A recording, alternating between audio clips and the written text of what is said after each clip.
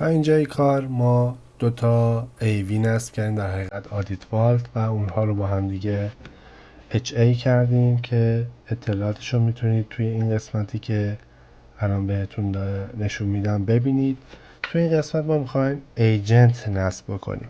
اول اجازه بدین HA بهتون نشون بدم که همونجوری که میبینید اینجا هم علامتش بذارم.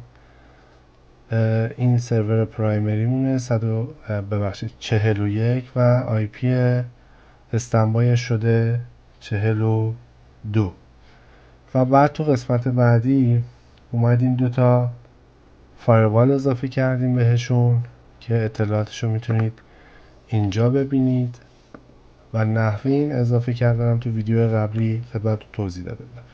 تو این قسمت ما میخوایم ایجنت اضافه بکنیم. در جریان باشید که اضافه کردن ایجنت کار ضروری نیست، یعنی شما میتونید این مرحله رو اسکیپ بکنید.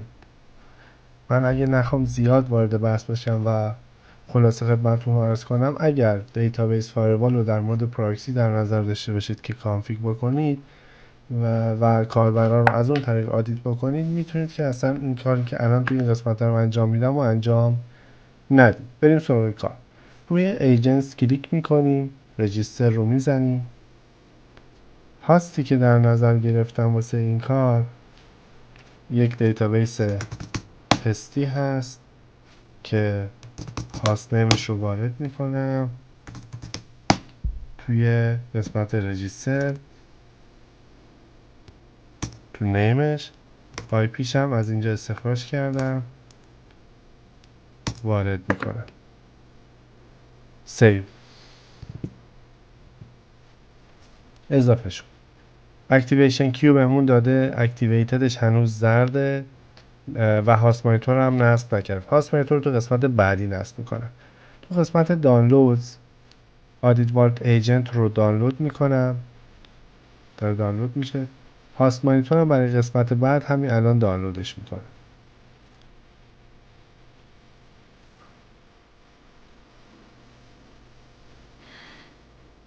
منتظر میرم دانلود تموم بشه. دانلود تموم شد. توی قسمت WinSCP یا همون انتقال SSH براوزر SFTP که توی موبایل سرم هست، میام آپلودم رو انجام بدم. اول فایل agent.jar رو میزنم که آپلود بشه.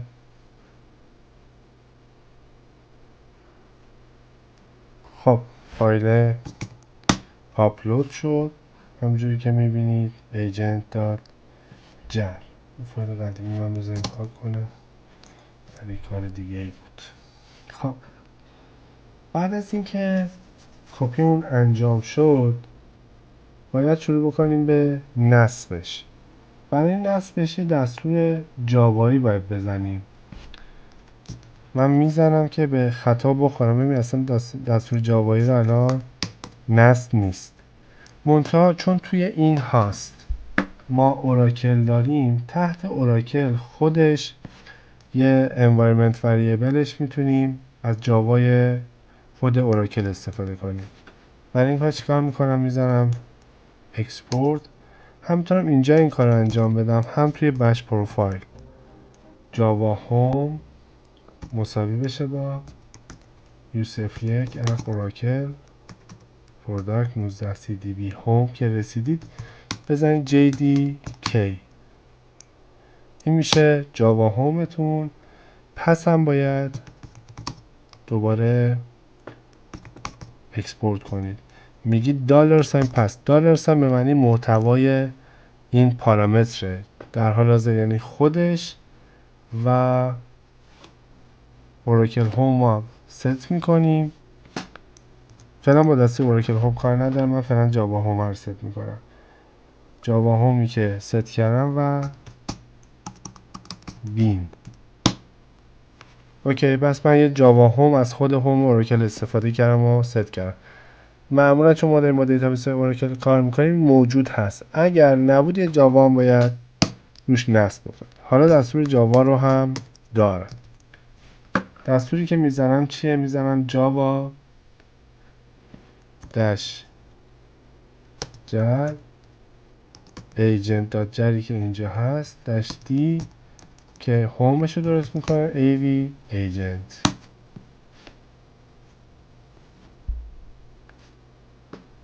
منتظر میمونیم که کارش به اتمام برسه. agent installed successfully.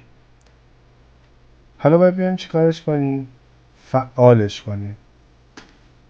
کجا؟ توی هومی که برش تنظیم AV agent میزنید agent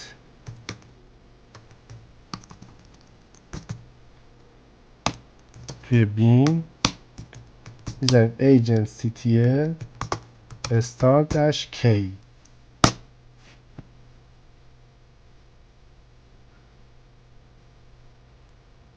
میگه اکتیویشن کی که توی اینجا بود رو به من بده. میرم تو ایجنت اکتیویشن کی رو کپی میکنم اینجا با راست کلیک پیستش میکنم و اینتر.